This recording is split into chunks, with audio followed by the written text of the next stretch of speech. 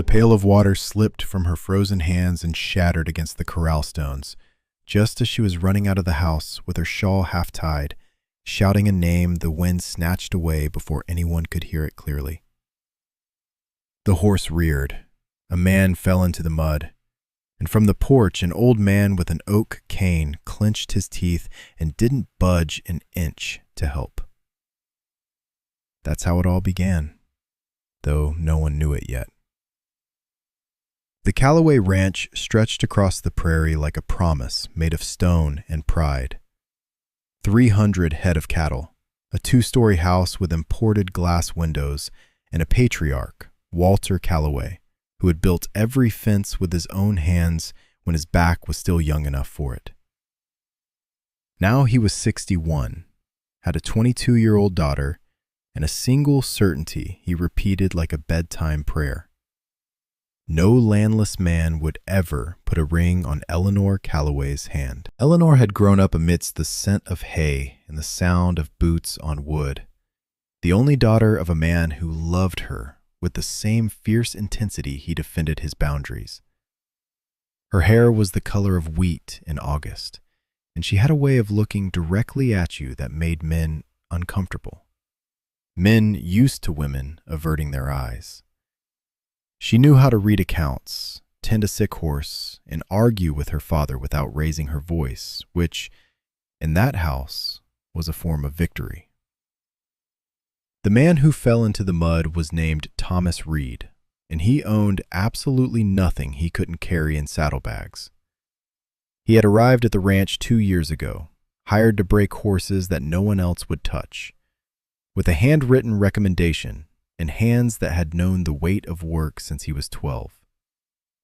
He had no living parents, no land, nothing but a clean name and a strange, almost stubborn patience with the most difficult animals. Walter had hired him out of necessity, not affection, and had never stopped looking at him like someone looking at a borrowed item that needed to be returned.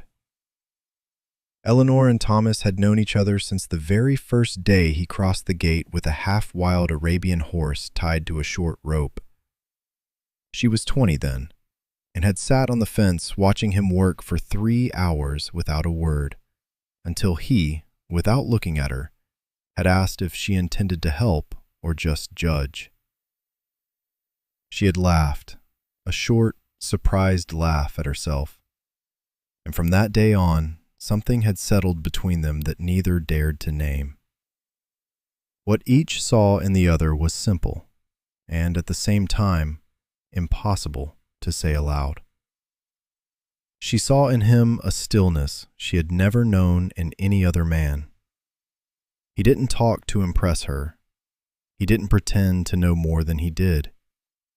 And he treated the most frightened animals with a patience that, for reasons she couldn't fathom, seemed to her the most honest form of strength that existed. He saw in her something he also couldn't name. A woman who needed no rescuing, who argued fearlessly with her father, and who, even so, when she thought no one was looking, would lean on the fence watching him work with an expression he preferred not to analyze too closely, because analyzing it meant admitting he was waiting for it. Neither of them had said it. She because saying it meant facing her father. He because saying it meant asking for something he knew he had no right to ask for. An only daughter, an entire inheritance, a life he could never offer in return. For months, the affection between them lived hidden in small gestures, in those minutes of the day that seemed insignificant, but were not. Thomas always left the gentlest horse saddled for her without being asked. Eleanor, when she cooked, set aside a separate plate for him, wrapped in a cloth, and left it in the stable on days she knew he wouldn't eat with the other ranch hands, out of pride. He would fix the door of her chicken coop before she noticed it was broken. She taught him to read better than he already knew, sitting on hay bales at sunset, both pretending it was just a favor between friends.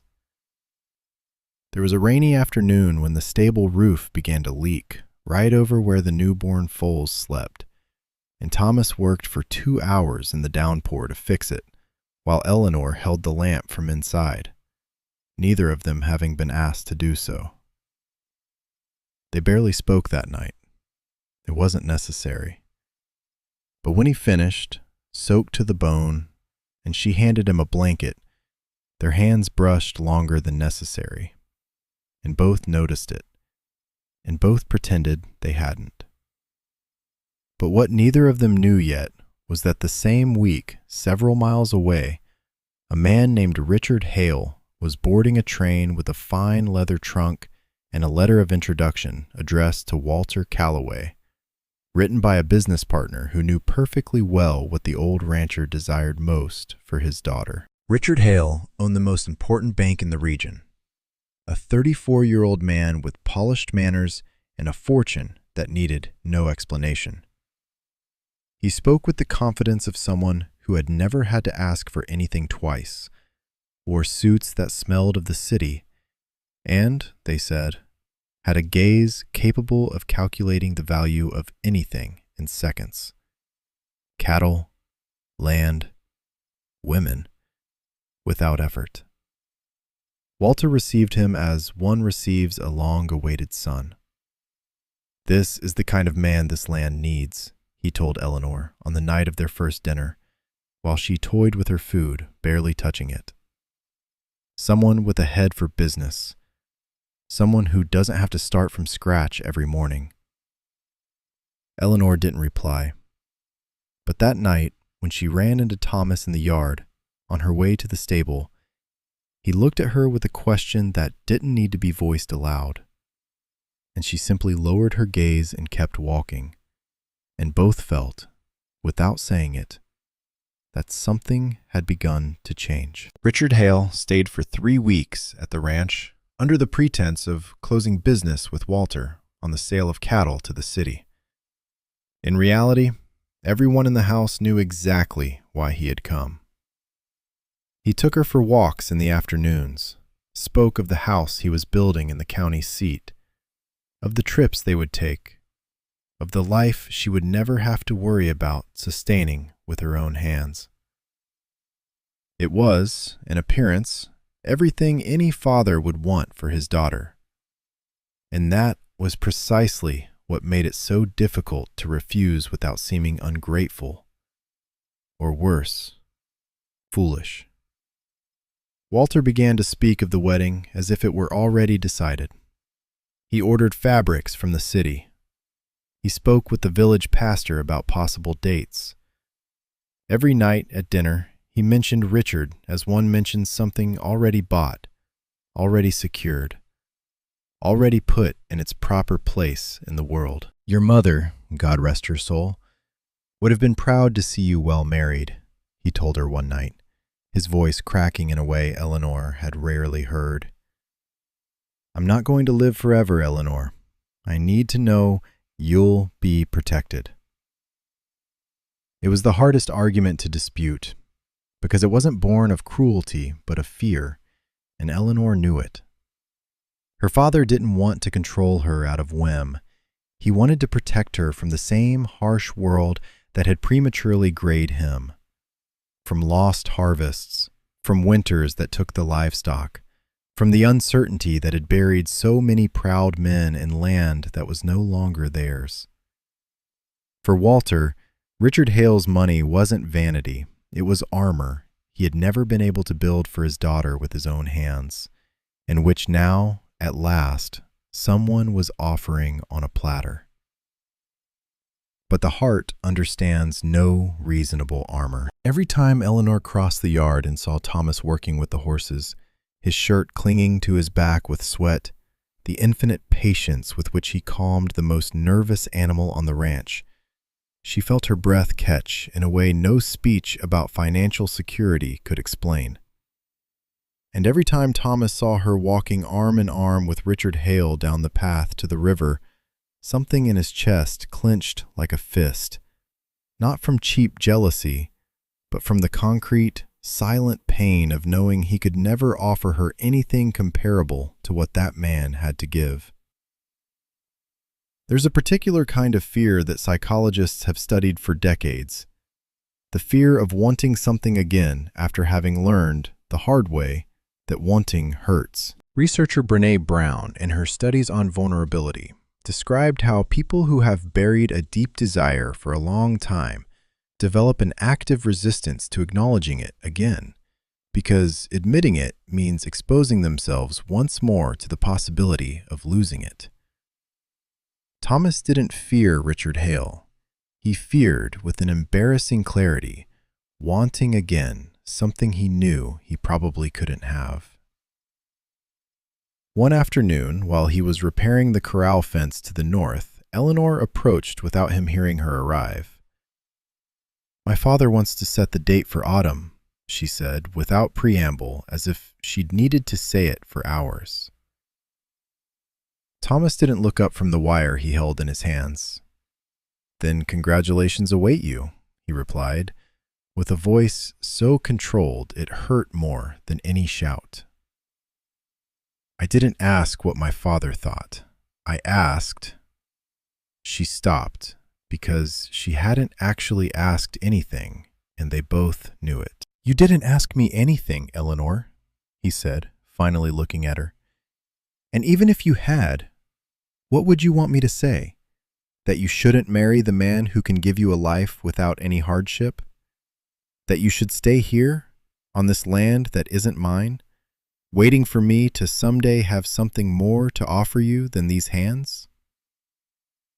"I don't want you to offer me anything," she said, her voice trembling with fury and something deeper. "I want you to tell me what you feel, once, even if afterwards I have to do what my father wants anyway."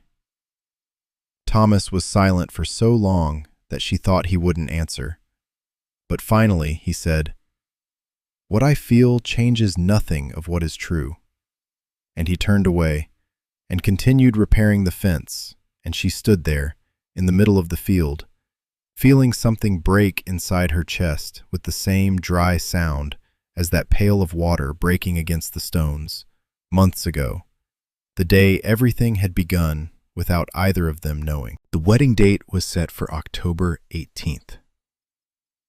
Richard Hale returned to the city to prepare the final details, promising to come back 2 weeks before the ceremony with the ring he had already commissioned from a renowned jeweler.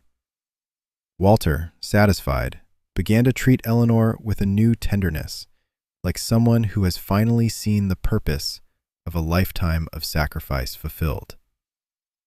And Eleanor, on the outside, let the wedding machinery advance without resistance, while inside, something slowly died, day by day, like a lamp with no oil refilled. Thomas asked to be transferred to work in the farthest pasture, the one with the young horses that didn't yet know the saddle, with the excuse that more labor was needed there before winter. Walter asked no questions. Deep down, it suited him to keep that man away from his daughter in the weeks before the wedding. For almost a month, Eleanor and Thomas barely crossed paths, and when they did, they exchanged short, polite phrases, empty of all they truly wanted to say.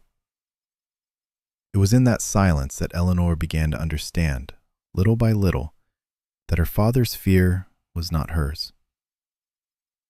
One night she found Walter sitting alone on the porch, looking out into the darkness of the field with his cane resting between his legs, and she sat down beside him without saying anything for a good while. "Are you afraid I'll suffer what you suffered?" she finally asked. Walter took a moment to answer. "Your mother and I had nothing when we started," he said. "We spent 2 winters eating what we hunted, sleeping under a leaky roof. I saw her get sick twice because we couldn't afford a decent doctor. I saw her cry from exhaustion more nights than I can count. And I loved her until the last day of her life, Eleanor. But I swore you would never have to go through that. And what if I prefer to be cold with you when I'm young, rather than have everything with someone I don't love?" Walter didn't answer that night, but something in his face, barely lit by the moonlight, broke a little, like a tiny crack in a wall that had seemed solid for years.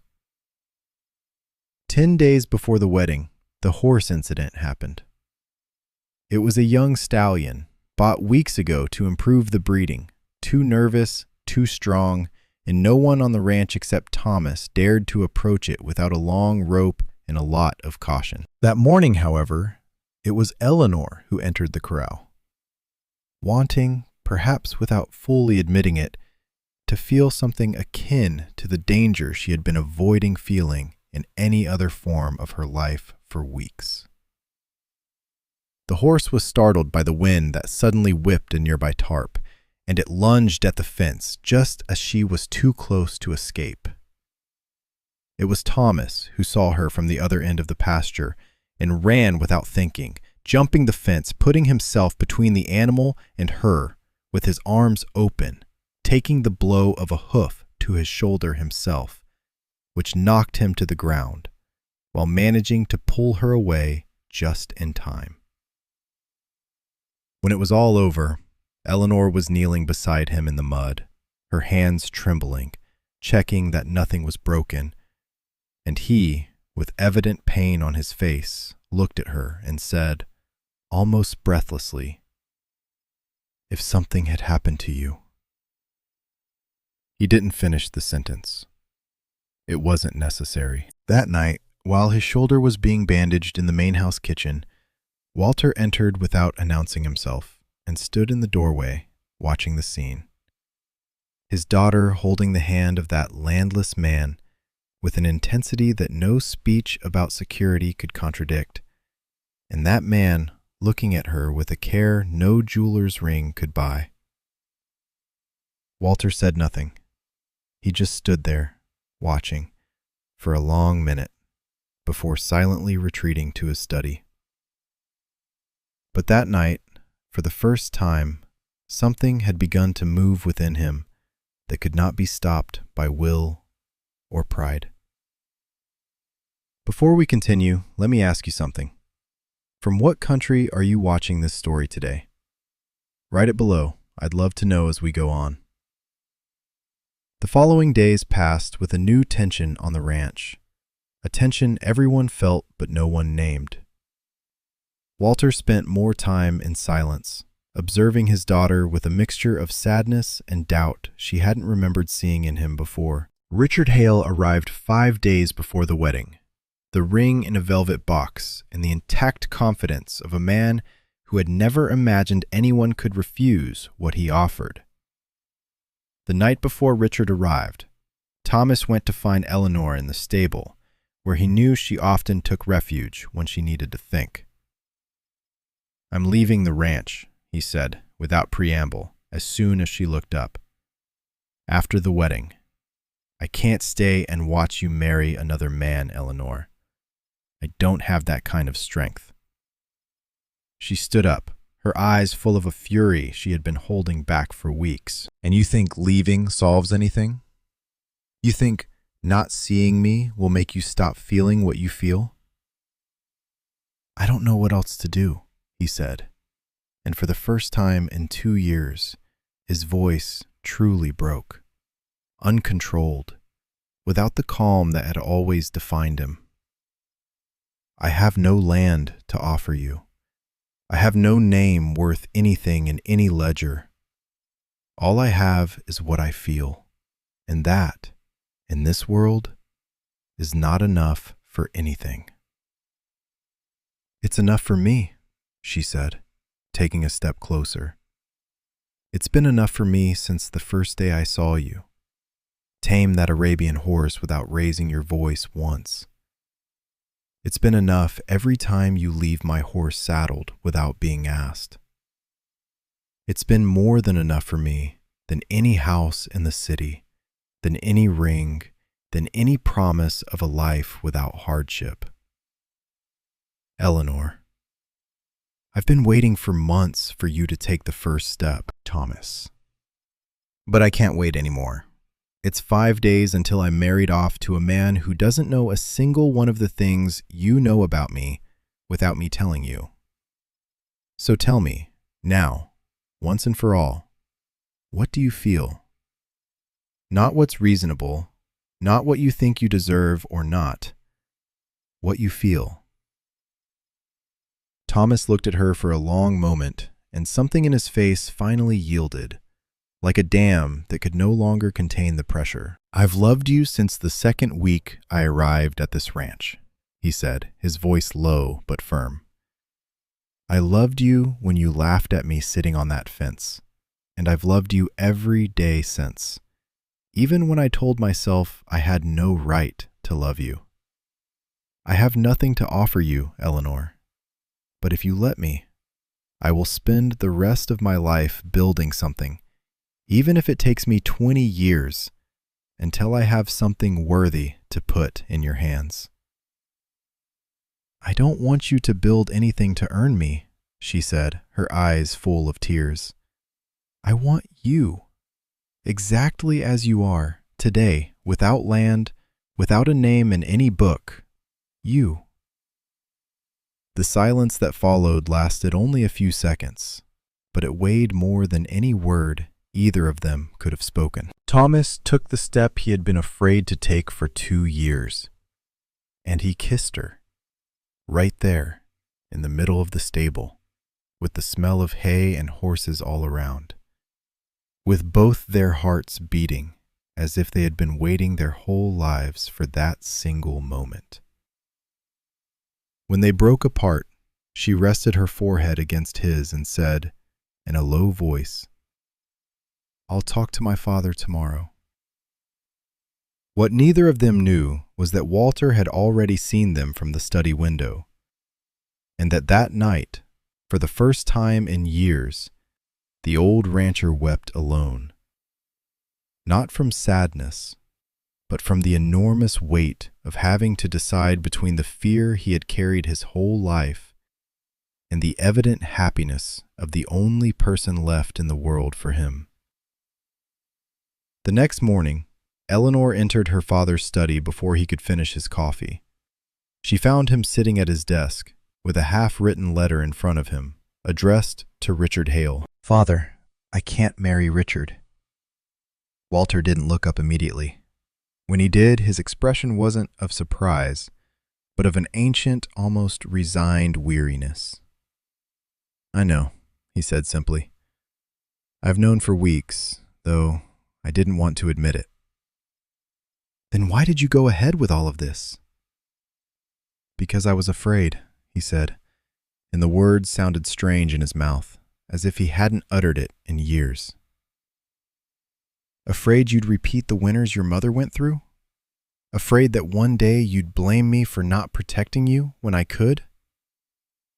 Eleanor came closer and knelt beside her father's chair, taking his hands, the same hands that had built every fence on that ranch with effort and stubbornness. "Father, you didn't protect me by giving me a life without hardship.